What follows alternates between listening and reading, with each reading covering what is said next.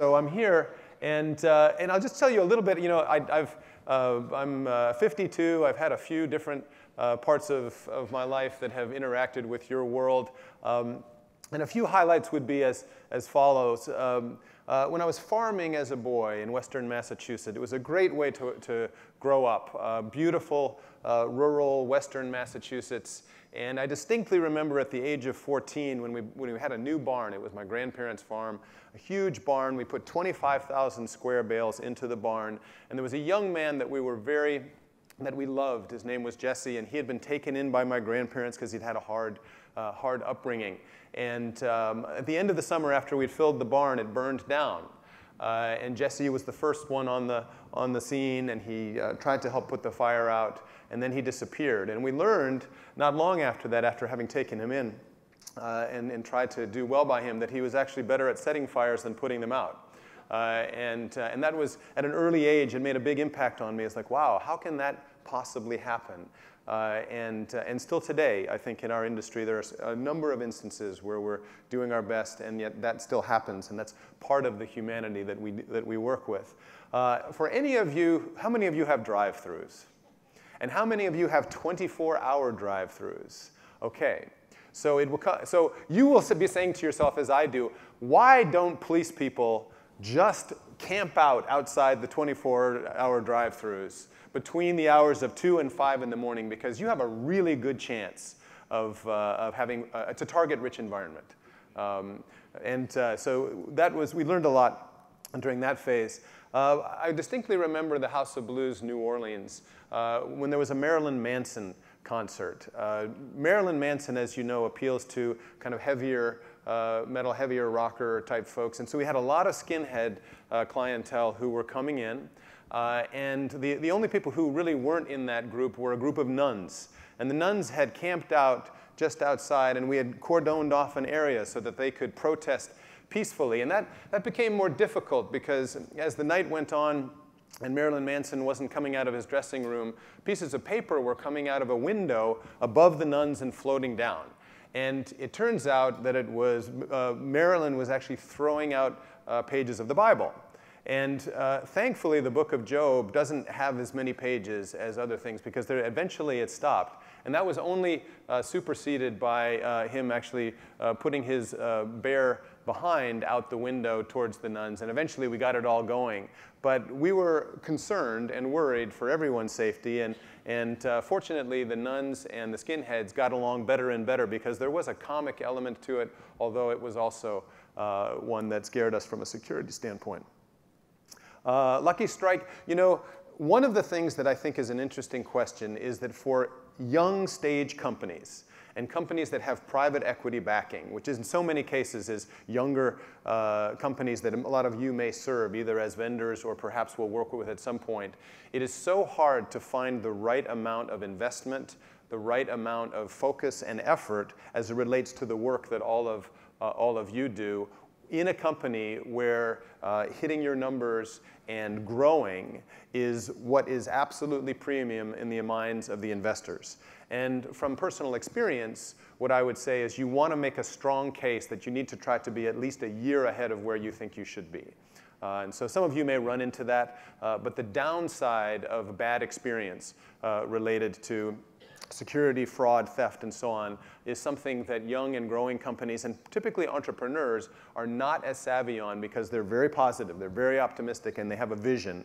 And so I would just offer that experience in my background as one that you may find yourself confronted with at some point. If you work in the golf, I don't know how many golf courses actually have people who do what you do, but if you can get that job and you're looking to do more golfing, that is probably a fairly cushy job, because typically what happens, at least in the Club Corp environment, is you'd get perhaps a well-crafted, very nicely written letter from a member who was upset about something. But we had very, very little violence. Although I will say gophers and chinch bugs are pernicious. Dave & Buster's, we have so many humans who come through us. I'm going to tell you more about that in a second. And another lens that I have is a life as a competitor. So today, for one more week, I get to say that I'm the world champion in the pole vault for men 50 to 54. And that sounds great, but you should just understand that that means that I'm about on par with the better high school girls. And it's a declining path. I can tell you, but pole vaulting has some interesting aspects to it that I'll wrap in a little bit later. So House of Blues, for those of you who are not familiar, it's eat, drink, play, and we've recently added watch. We do very big volumes. We have 40 to 60,000 square foot facilities. There'll be north of 1,500 people or guests at one time on Friday and Saturday nights.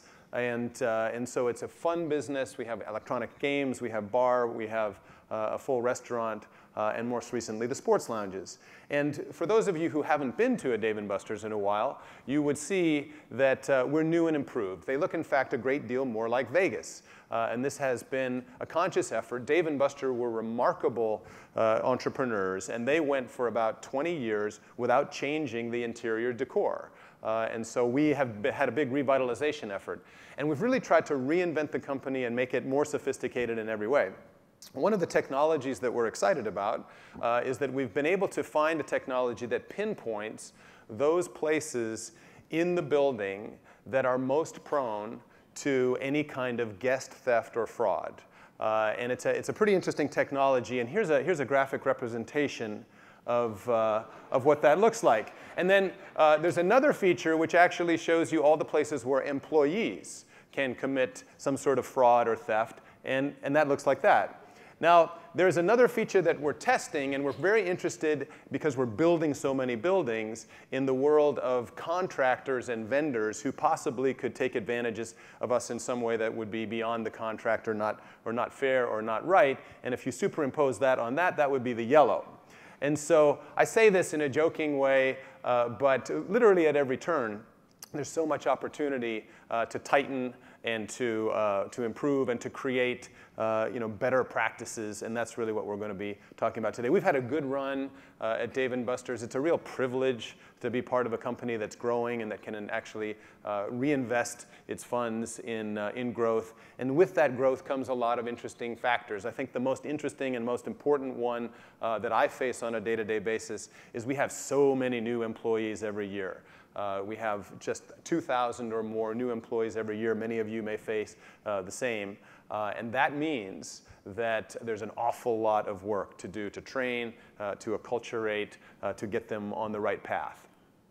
So I'm going to talk about three things today. I'd like to just give you some observations from the work and from my chair that I've had over recent years. I'd like to talk to you about courage. I think courage is a fundamental part of what goes into strength in your roles and in your place in our companies. And then I'd like to talk to you about some corporate practices that we've had lately that seem to be making a difference for us.